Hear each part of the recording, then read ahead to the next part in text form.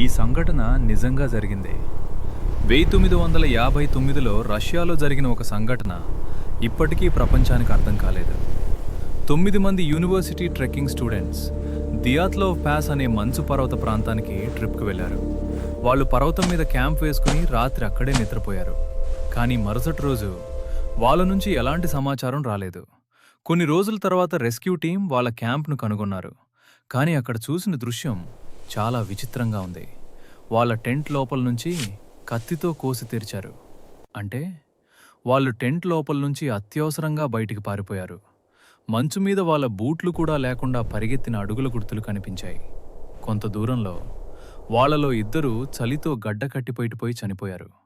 మరింత దూరంలో ఇంకొంతమంది శవాలు కనిపించాయి. కానీ అక్కడ ఒక భయంకరమైన విషయం ఉంది. ఒకరికి నాలుక లేదు, మరికొందరికి బలమైన అంతర్గత గాయాలున్నాయి. కానీ బయట ఎలాంటి పోరాటం జరిగిన గుర్తులు లేవు. ఇప్పటికీ ప్రశ్న ఒకటే, ఆ రాత్రి వాళ్ళు టెంట్ లోపల నుంచి ఎందుకు పారిపోయారు?